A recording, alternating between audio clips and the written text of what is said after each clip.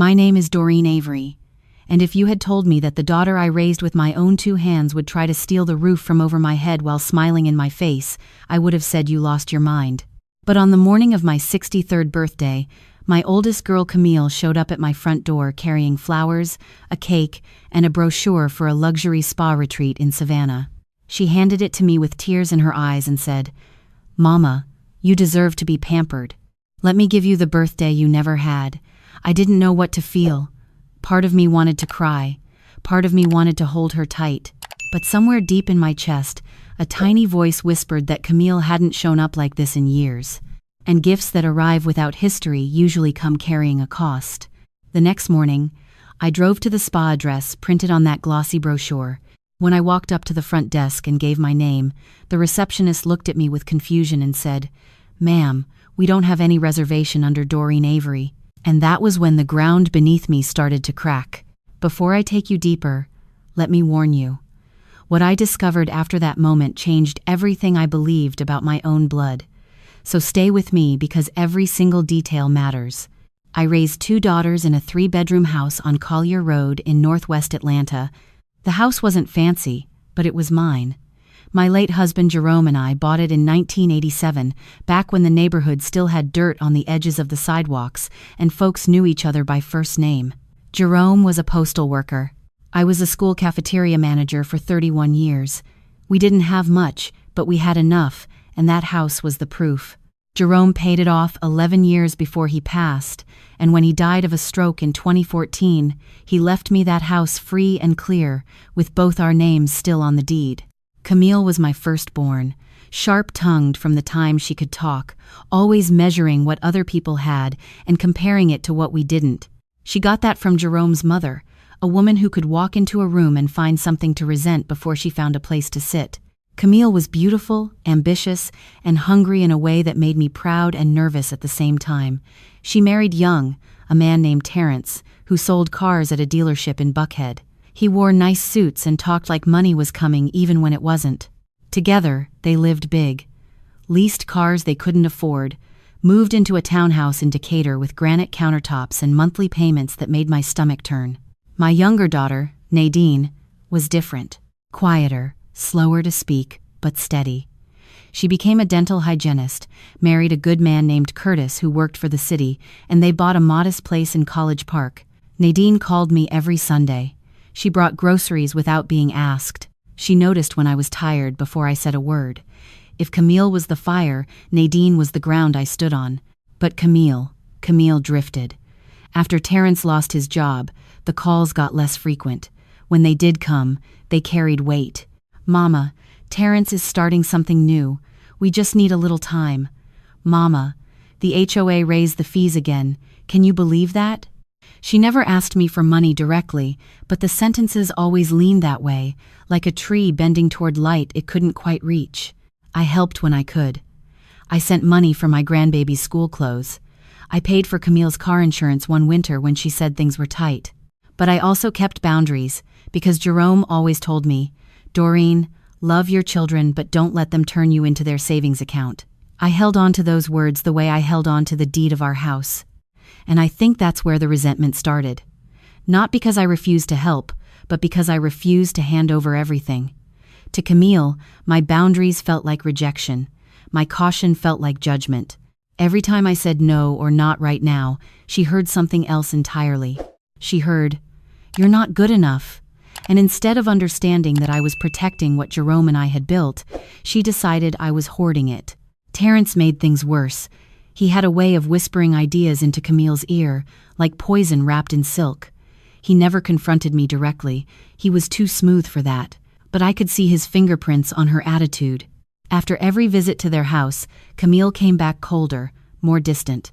She stopped bringing the grandkids to Sunday dinner. She stopped calling on holidays. One Thanksgiving, I set her plate at the table and waited until the food went cold. Nadine finally reached over and covered it with foil without saying a word. That silence said everything. The years passed like that. A slow erosion, not dramatic enough to be called a fight, just a quiet pulling away that left me grieving a daughter who was still alive.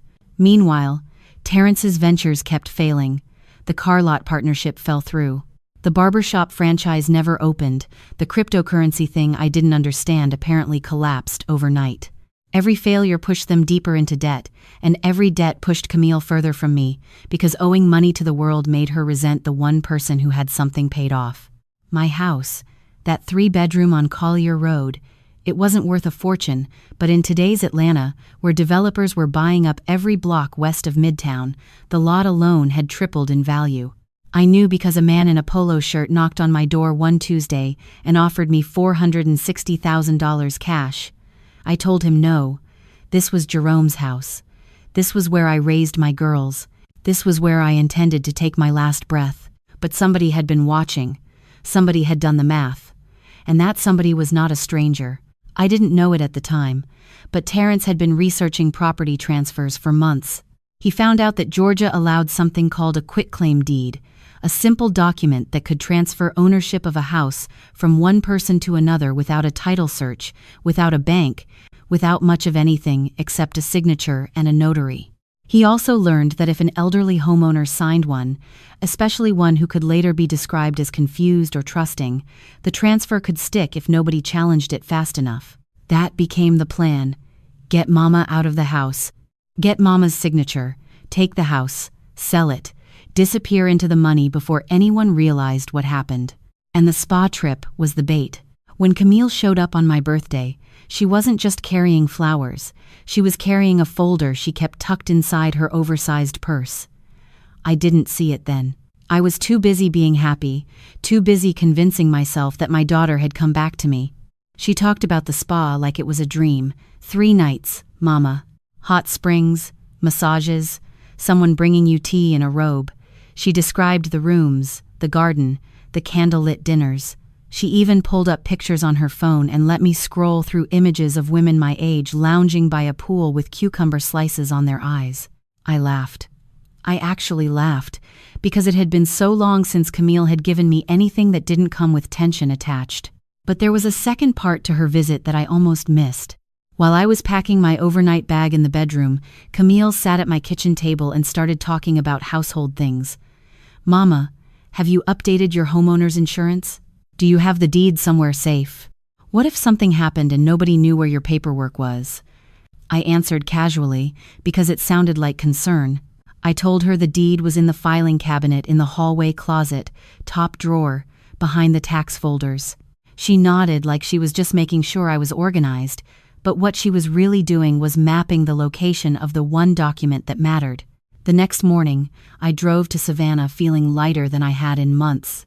I had the radio on, the windows cracked, and I was humming a hymn Jerome used to sing in the shower. When I arrived at the address, a pretty building with a fountain out front, I felt like maybe God was giving me a good chapter. Then the receptionist told me there was no reservation. I showed her the brochure. She looked at it, checked again, shook her head. This brochure is from 2 years ago, ma'am. We don't even offer that package anymore. My stomach dropped. I called Camille. No answer. I called again. Nothing. A third time, voicemail. I stood in that lobby for 15 minutes, confused, embarrassed, my overnight bag sitting on the marble floor beside me like a prop from a scene I didn't know I was acting in. That's when Nadine called me. Mama, where are you? I'm in Savannah, baby, at the spa Camille sent me to, but they say there's no reservation. There was a pause so long I thought the call had dropped. Then Nadine said 5 words that turned my confusion into ice. Mama, come home right now. What Nadine told me on that drive back still makes my hands shake. She had stopped by my house that morning to drop off a birthday card she had forgotten the day before. When she pulled into the driveway, she saw Terrence's SUV parked out front. The front door was open. She walked in and found Terrence standing at my hallway closet, the filing cabinet pulled out, papers scattered on the floor. He froze when he saw her. Nadine said his face went from surprise to something she described as calculation, like he was running through excuses at high speed. Oh, hey Nadine. Your mama asked me to grab some documents for her insurance renewal. She's getting it updated while she's out of town. Nadine didn't believe a word of it. She knew I wouldn't ask Terrence to handle my personal papers. She knew because I had told her years ago, if anything ever happens to me, the deed is in the top drawer of the hallway closet. You and only you. That was our agreement, our quiet understanding. She told Terrence to put everything back and leave. He resisted at first, tried the charming voice, but Nadine stood firm. She called Curtis, who came over within minutes, and together they watched Terrence walk to his car and drive away. But before he left, Nadine noticed something on the kitchen table.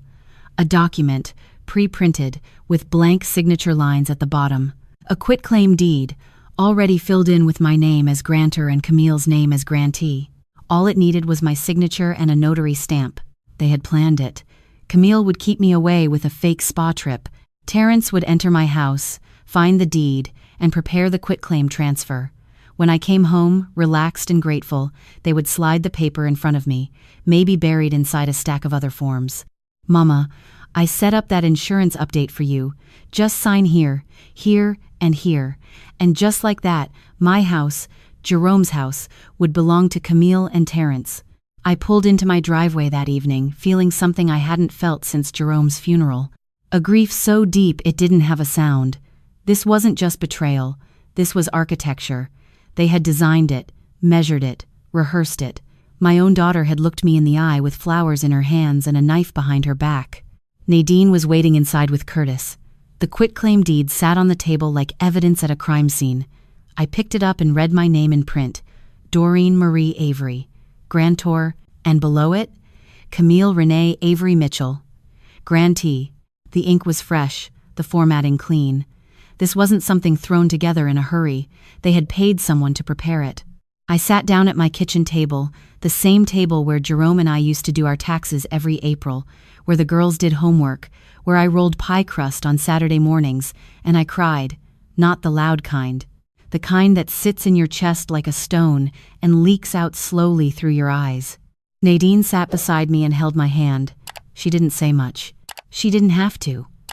Curtis stood by the door with his arms crossed, the kind of quiet anger that doesn't need volume. The next day, I called a lawyer, a woman named Patricia Odom, who had helped me with Jerome's estate years before. I told her everything. She listened without interrupting, then said, "Doreen, you need to protect yourself immediately. This isn't just about a piece of paper. This is elder financial abuse, and under Georgia law, it's a felony." Those words hit different when they're about your own child. Patricia moved fast. She helped me file a police report. She helped me get a protective order on the property, which meant no transfer could be filed without court approval. She also helped me draft a new will, one where Camille's name didn't appear anywhere. Everything I had, the house, my savings, my small retirement account, Jerome's life insurance payout that I had stretched across a decade, all of it went to Nadine and to my 3 grandchildren. Camille's 2 kids, Jalen and Aisha, were included because they were innocent, but their mother's name was erased like a line drawn in sand and washed away by the tide. I didn't call Camille. She called me, 3 days later, her voice sweet as syrup. "Mama, how was the spa? I've been meaning to check on you." The nerve of it, the absolute audacity. She spoke as if nothing had happened, as if Nadine hadn't caught Terrence elbow deep in my closet, as if a forged document wasn't sitting in a police evidence bag. I let her talk. I let her fill the silence with pleasantries and excuses. Then I said, "Camille, I know what you did. I know about the quitclaim deed. I know about Terrence in my house. And I know the spa reservation never existed." The line went so quiet I could hear her breathing change. Then she laughed, a tight, nervous laugh, the kind people make when they've been caught and haven't decided which lie to try next. "Mama, I don't know what Nadine told you, but she's exaggerating. Terrence was just—" "Don't," I said. "Don't finish that sentence. You planned to take my house, Camille, the house your father and I paid for with 30 years of honest work, the house you grew up in, and you thought a brochure and a smile would be enough to make me look the other way." She started crying then. Whether the tears were real or performed, I couldn't tell anymore. And that was the saddest part, not that she cried, but that I no longer trusted her tears. The investigation moved quicker than I expected. Patricia connected me with the Fulton County District Attorney's Elder Abuse Unit. They had seen cases like this before. Children targeting aging parents for property. Spouses whispering schemes into willing ears. The detective assigned to my case, a woman named Sergeant Holloway, told me these cases were more common than people knew. The ones that break my heart, she said, are the ones where the parent still wants to protect the child even after the child tried to destroy them. I understood what she meant. Even then, even with the evidence laid out in front of me, some corner of my heart still wanted to believe Camille had been manipulated. That Terrence was the architect and she was just the hand he guided. But the truth doesn't care about a mother's hopes. They pulled Terrence's computer records. He had searched for quitclaim deed templates, Georgia property transfer laws, and how to sell a house fast in Atlanta. He had contacted 3 different real estate investors, the kind who buy properties for cash with no inspections. One of them had already sent a preliminary offer based on a description Terrence provided: my address, my lot size, my neighborhood. He was selling my house before he even had it. But Camille wasn't innocent.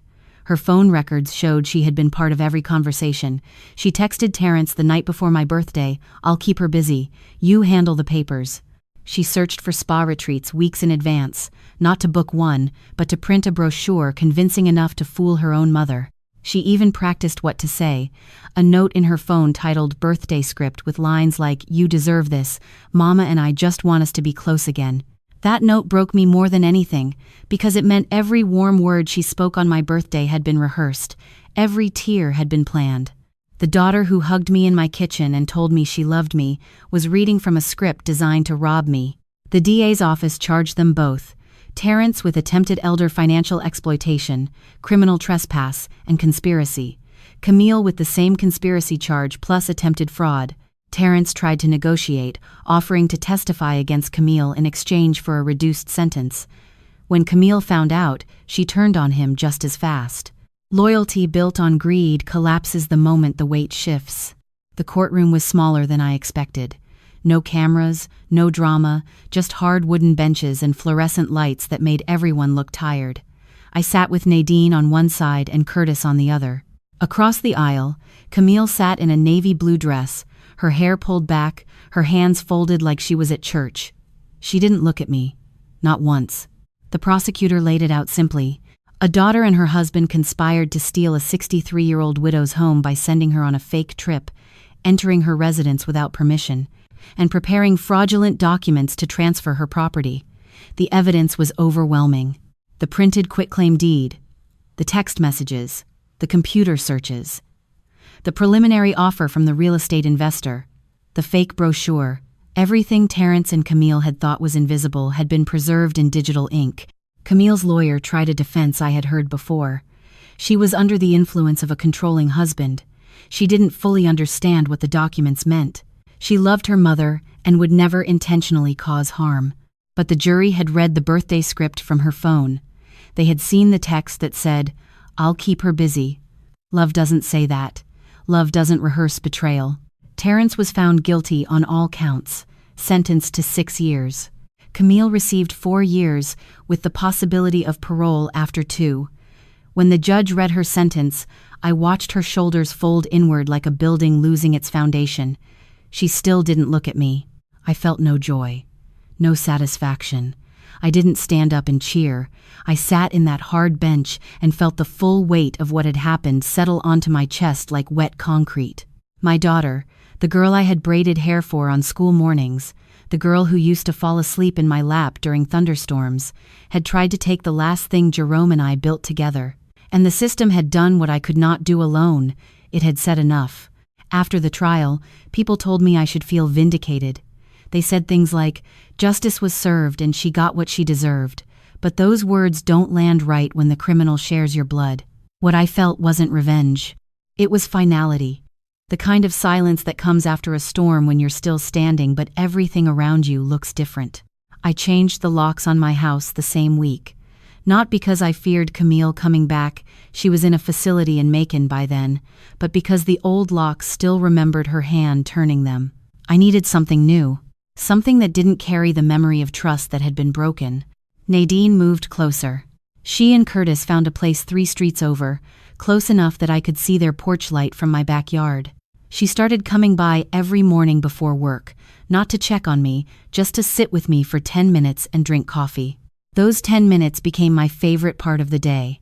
Not because we talked about anything important, sometimes we didn't talk at all, but her presence said what words couldn't. I'm here, Mama. I'm not going anywhere. I took Jalen and Aisha on weekends when the social worker approved it.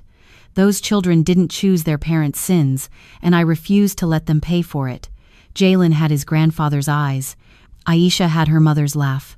I held them and fed them and read to them and let them fall asleep on the couch watching cartoons, and in those small moments I found something I thought Camille had stolen from me. Purpose. Camille wrote me once from prison. A short letter on lined paper, the handwriting smaller than I remembered, as if the walls around her had shrunk her too. She said she was sorry. She said Terrence had convinced her it was the only way out of their debt. She said she hadn't meant to hurt me. I read it once. I folded it. I put it in the same filing cabinet where the deed lives, the one she had tried to empty, and I didn't write back. Not because I'm cruel, but because I have learned the hard way that some apologies are just auditions for mercy, and I was done being the audience. I think about Jerome some nights, what he would say if he knew. He was a man of few words but sharp ones. I imagine him sitting in his recliner, shaking his head slowly, saying, "Doreen, you can love a child all the way to heaven, and they'll still choose to walk toward hell." He wasn't wrong. Some children take your love and build with it. Others take it and burn it for warmth they don't even need. Camille thought she could take my house, sell it for money, and start some new life built on the ashes of mine. Instead, she sits in a cell, divorced now because Terrence filed papers the minute his sentence started, separated from her children, removed from my will, and erased from the one thing she wanted most. The house still stands on Collier Road. The hydrangeas Jerome planted in 2003 are still blooming along the fence. The porch light comes on every evening at 6, just like it always has. And I'm still here. Not because I fought back with anger, not because I schemed or shouted, but because I told the truth, let the law do its work, and chose to pour my love into the people who never asked me to prove it. That's my revenge. Quiet, legal, permanent. Not a single fist thrown, not a single voice raised. Just a woman who refused to be moved from the house her husband built for her, and a daughter who learned too late that the cost of greed is everything you already had. Some nights, I sit on my porch with a cup of tea and listen to the crickets. The neighborhood sounds the same as it did 40 years ago. Kids laughing down the block. A dog barking at nothing. The low hum of a city that doesn't stop. And in that stillness, I feel something Camille could never steal no matter how many papers she forged. Peace. The kind that comes from knowing who you are, who loves you, and what no one, not even your own blood, can take from you.